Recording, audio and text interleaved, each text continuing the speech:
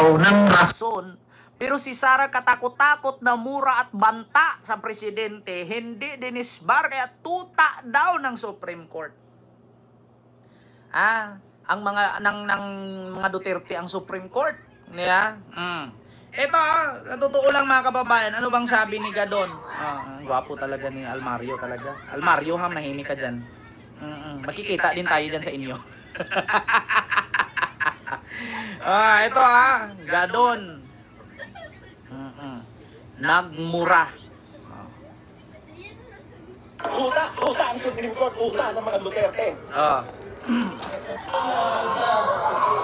Mga bobo! Mga bobo!